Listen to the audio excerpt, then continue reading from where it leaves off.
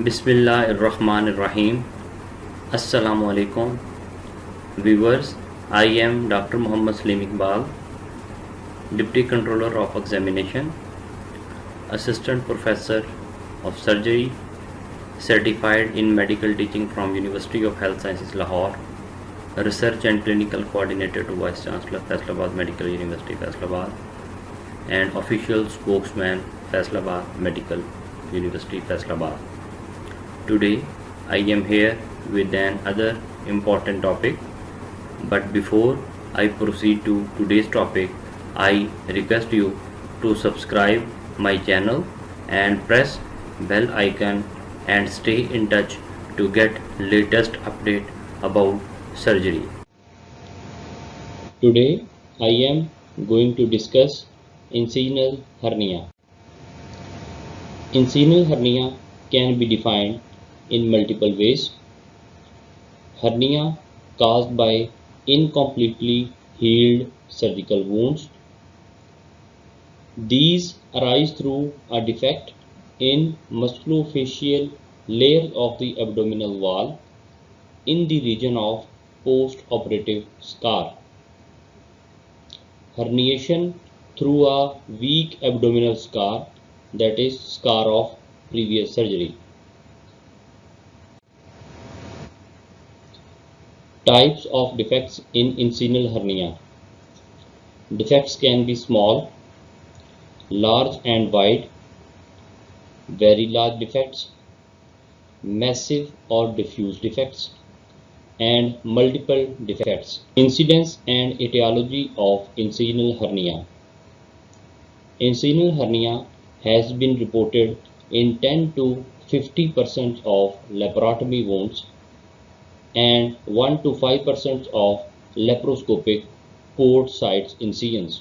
Factors predisposing to development of inguinal hernia are patient factors, wound factors, and surgical factors.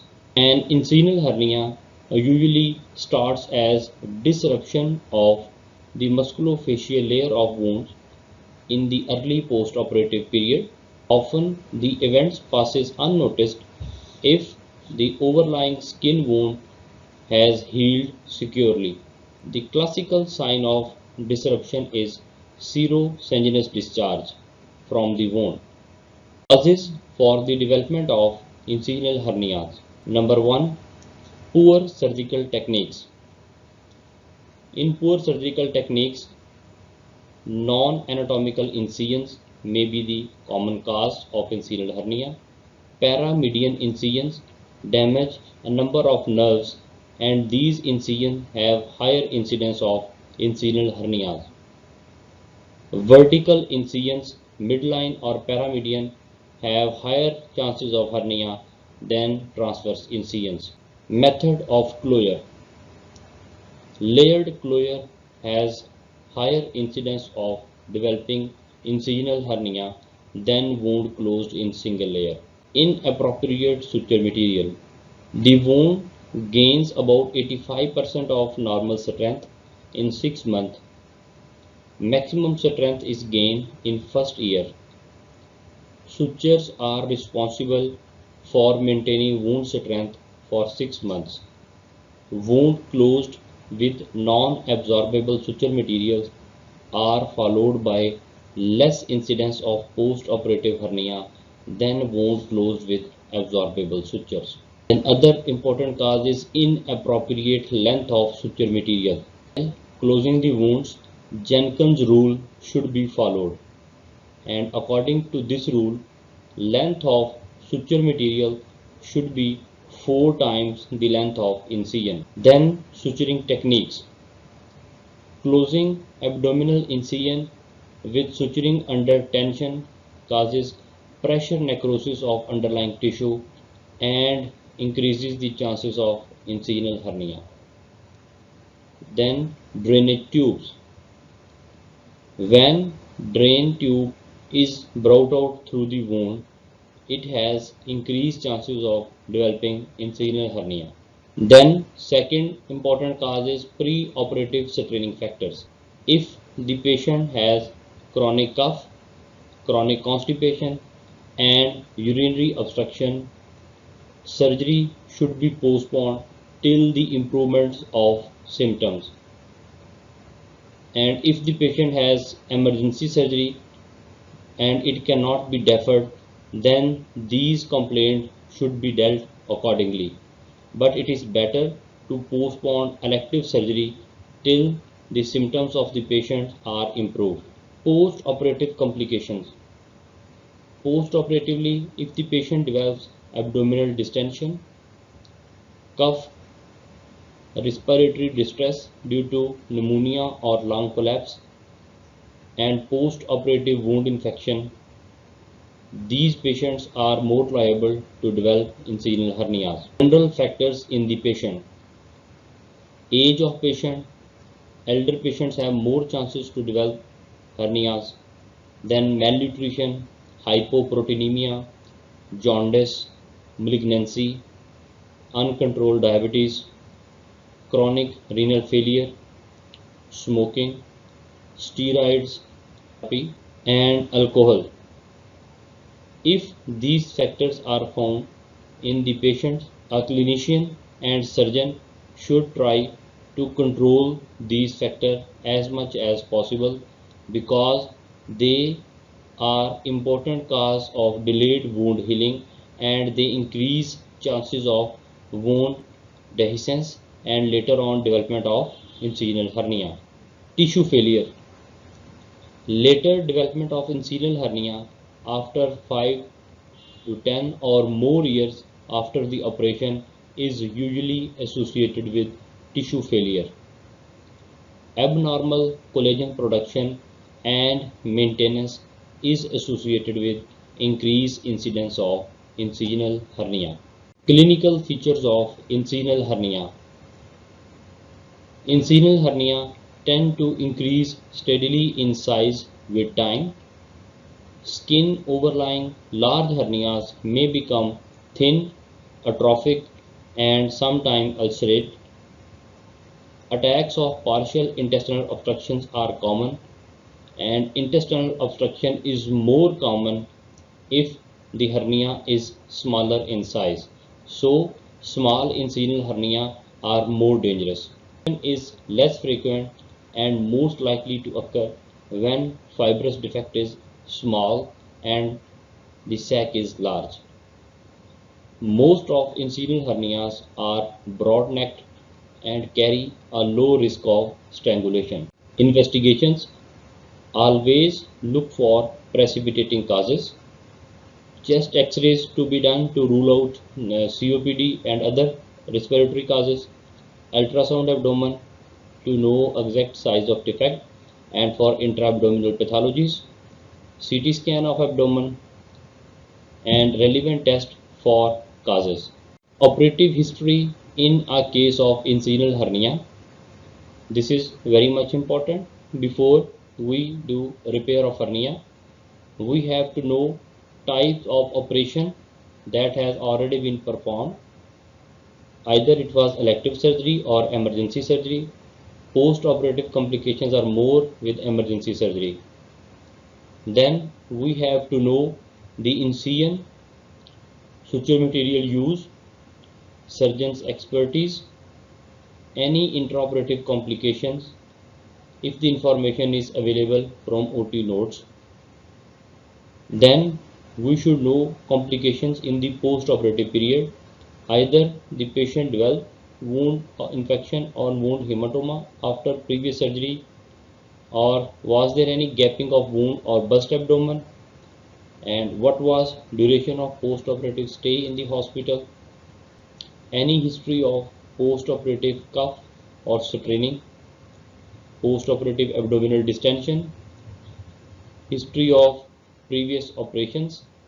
Then we have to rule out patient factors, any systemic disease, diabetes, hypertension, malnutrition, anemias, smoking, and other straining factors, history of chronic cough, urinary problem, or chronic constipation.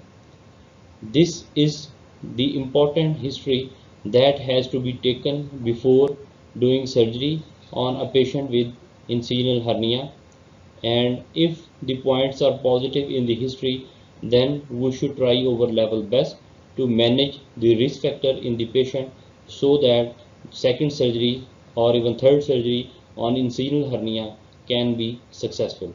Differential diagnosis of inguinal hernia. In differential diagnosis of inguinal hernia, it comes desmoid tumor, hematoma, foreign body, lipoma, or old abscesses. Different treatment options for inguinal hernia.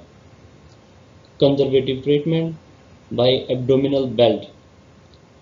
Abdominal belt is usually used for upper abdominal hernia.